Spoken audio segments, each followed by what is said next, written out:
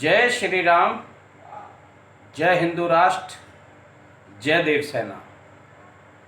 ब्रजभूषण सैनी, राष्ट्रीय अध्यक्ष, देव सेना। मित्रों, आज का विषय है भारतीय सेना के हौसलों के सामने चीन सैनिकों में घबराहट। साथियों, भारतीय सेना से लगातार मुंह खाने के बाद अब चीन सैनिकों की हिम्मत टूट गई है। वो भारत की सेना के सामने आने से भी कतराने लगे हैं। जिन सैनिकों की पोस्टिंग चीन ने लद्दाख में की और जब उन्हें रवाना किया गया लद्दाख के लिए, तो वो बच्चों की तरह से रोने लगे। उनकी हालत देखते ही बनती थी। यह बात चीनी नेतृत्व बहुत अच्छे से समझने लगा है। उसे ये बात समझ में आने लगी है कि भारत की सेना के सामने उनके सैनिक नहीं टिक पाएंगे। भारतीय सैनिकों ने लगातार अपनी योजनाबद्ध तरीके से और अपने हौसलों से 1962 में चीन ने धोखे से जिन क्षेत्रों पर कब्जा कर लिया था, उनमें से 20 चोटियों को भारतीय सैनिकों ने वापस ले लिया है और अब उन चोटियों पर भारतीय सेना का कब्जा है और वहां से चीन सैनिकों को खदेड़ दिया गया है। ऐसे में जब भारतीय सेना चोटियों पर तैनात हैं, तो चीन सैनिकों की हिम्मत नहीं हो पा रही है कि वो भारतीय सेना का सामना कर ले, क्योंकि इससे पहले भी भारतीय सेना की जाबाजी के कारनामे चीन सेना देख चुकी है। मात्र 50 सैनिकों ने ही, जो कि निहत्थे थे, उनके 150 से भी अधिक सैनिकों को मौत के घाट उतार दिया, जिसकी आज तक चीन विधिवत जानकारी उपलब्ध नहीं करा पाया। लेकिन वहां की मीडिया रिपोर्ट से और जिन सैनिकों की मौत हुई थी, उनकी वहाँ की जो स्थिति थी शमशान घाट की, उन सब पे जो उनके स्थल बने हुए थे, एक ही तारीख में सब सैनिकों की मौत दर्शाई गई थी। इससे साफ जाहिर होता है कि हमारे 50 सैनिकों ने उन 450 सैनिकों का बहुत अच्छे से सामना किया। उनमें से 150 से अधिक सैनिकों को मौत के घाट उतार दिया। उसके बाद 13 चोटियों पर सेना ने आगे बढ़कर वहां से चीन सैनिकों को खदेड़ दिया और चीनी सैनिक भारतीय सेना के आते ही भाग खड़े हुए। अब और अन्य 6-7 चोटियों को भी भारतीय सेना ने चीन के कब्जे से छुड़ा लिया है और भारत की सेना लगातार आगे बढ़ रही है।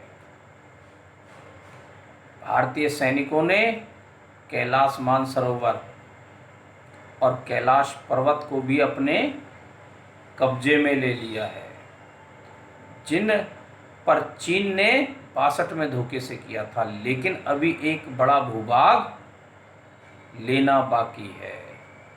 इसी घबराहट में, क्योंकि चीन ये अच्छी तरह से जानता है कि भारत की सेना का मुकाबला करना उसके बूते की बात नहीं है, उसे भय सता रहा है कि एक्साई चीन भारत कहीं वापस ना छीन ले, और ऐसा होने जा रहा है। भारत की सेना के हौसलों के आगे चीन की सेना नतमस्तक हो चुकी है। अब उसकी हिम्मत जवाब दे गई है, वो भारतीय सेना के सामने लड़ने की हिम्मत नहीं कर पा रहा है।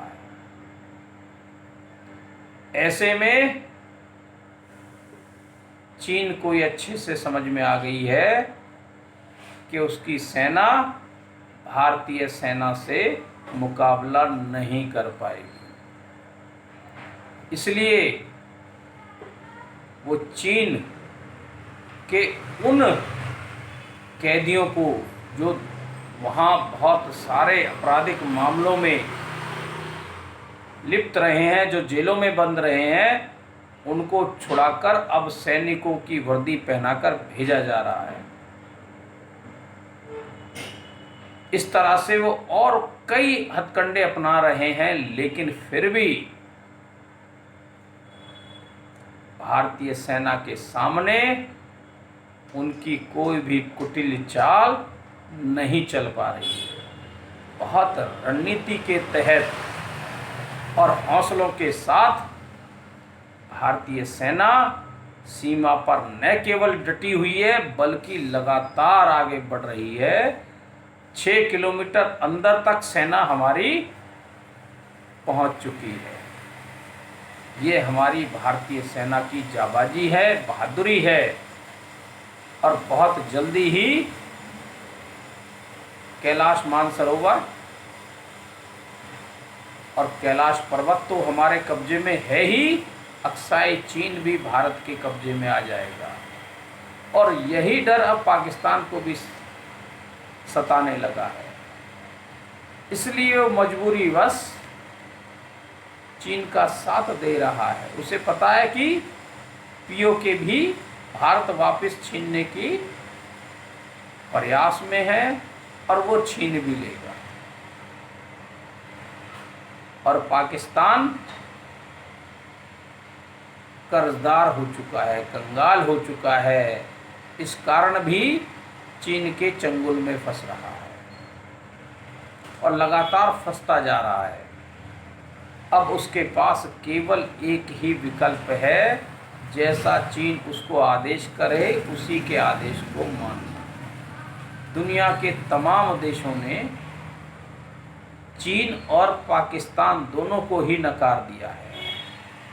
दुनिया की तमाम बड़ी शक्तियां आज भारत के साथ खड़ी है, और साथ उसी के खड़ी होती है जो लोग मजबूत होते हैं, जिनके हौसले बुलंद होते हैं। कमज़ोर के साथ कोई खड़ा नहीं होता। आज भारत मजबूत है तो पूरी दुनिया भारत के साथ है। चाहे चीन और पाकिस्तान एक साथ युद्ध कर ले तो भी भारत की सेना उन पर भारी पड़ती है। भारतीय सेना की सूझबूझ, रणनीतिक समझ और बहादुरी और हौसलों के सामने दोनों देशों की सेनाएं पस्त हो चुकी हैं। मित्रों, आने वाला समय भारत के लिए बहुत ही बेहतर समय होगा। यदि ये युद्ध हुआ तो इस दुनिया के नक्शे से चीन और पाकिस्तान सदा के लिए साफ हो जाएगा। मित्रों, आपका बहुत बहुत धन्यवाद। जय हिंद, जय भारत, जय हिंदू राष्ट्र।